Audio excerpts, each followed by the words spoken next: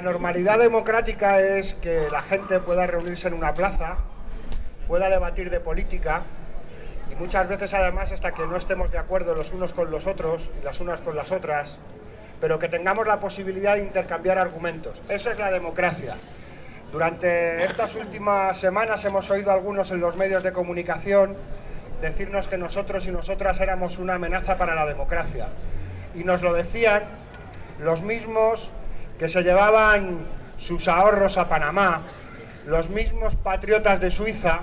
y los mismos que han vendido a precio de saldo los bienes comunes de todos y de todas para privatizarlos y ponerlos en manos de unos pocos. A ellos y a ellas les decimos que la democracia en este país,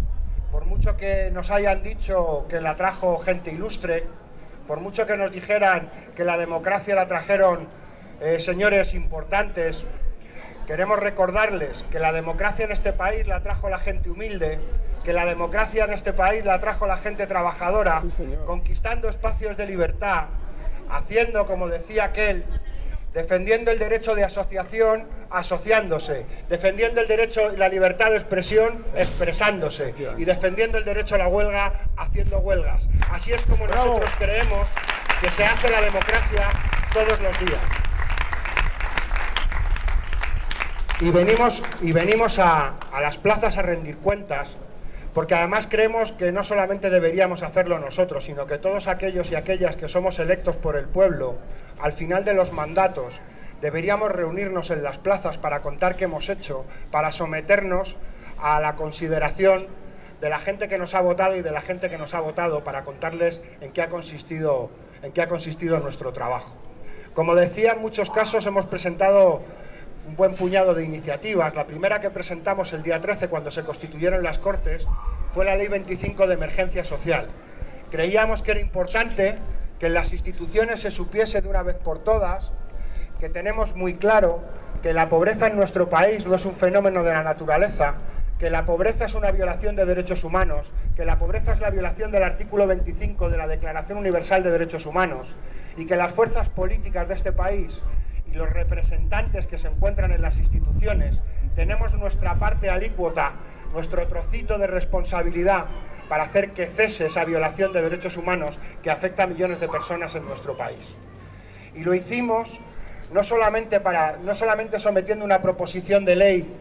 a la consideración de las Cortes, sino en primer lugar sometiendo esa proposición de ley a las organizaciones sociales, porque creíamos que era importante introducir en la agenda política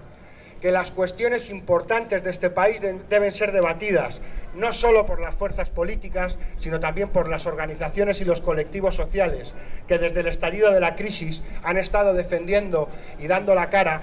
en defensa de los derechos sociales de la gente en los momentos más difíciles, cuando todos miraban para otra parte. Y deciros que nos hemos enfrentado a un gobierno por encima de la ley, un gobierno que se ha negado a cumplir las sentencias del Tribunal de Justicia de la Unión Europea, que decía que la legislación de nuestro país en materia de ejecuciones hipotecarias incumplía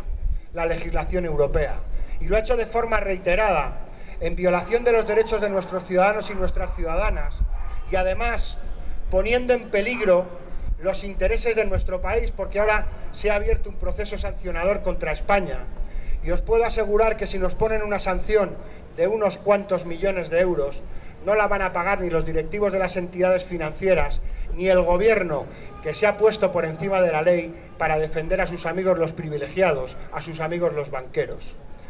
Y lo hemos hecho y les hemos señalado y les hemos dicho que eran responsables y que esa situación debía cesar, que debían comparecer ante las Cortes para rendir cuentas de qué era lo que estaba haciendo el gobierno, y se han negado. Se han negado porque en estos momentos,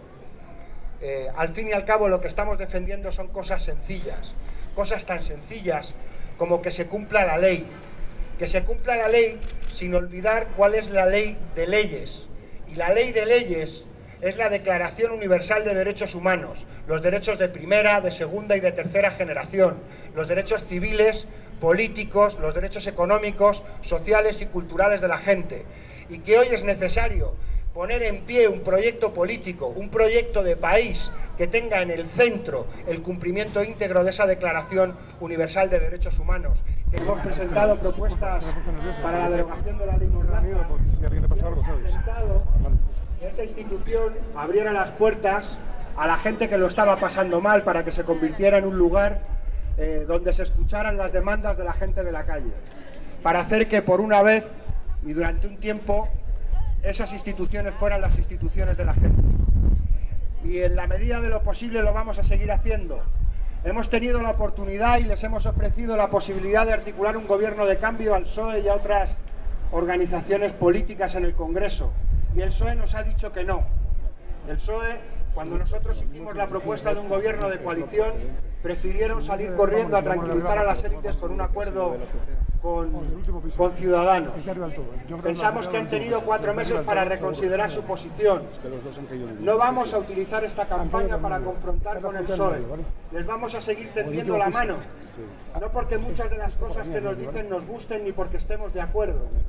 sino porque creemos que en estos momentos debemos poner los intereses de la mayoría social de nuestro país por encima de los intereses de partido, porque creemos que es necesario conseguir que la mayoría social que anhela el cambio, que anhela que las instituciones se pongan al servicio de la gente, está por encima de cualquier interés partidista. Y así lo vamos a hacer en campaña y lo haremos cuando termine la campaña electoral. Deciros que estamos en un momento de desempate, que en estos momentos hemos conseguido que la época del bipartidismo se acabe, porque los de arriba no pueden y los de abajo ya no nos dejamos. Y es el momento de empujar un poquito más, de que el 26 de junio la esperanza venza el miedo, que la ilusión y la alegría se impongan a la apatía y la tristeza, que entre todos y todas hagamos posible un cambio político con nuestras propias manos. Muchas gracias. ¡Sí se puede! ¡Sí se puede! ¡Sí se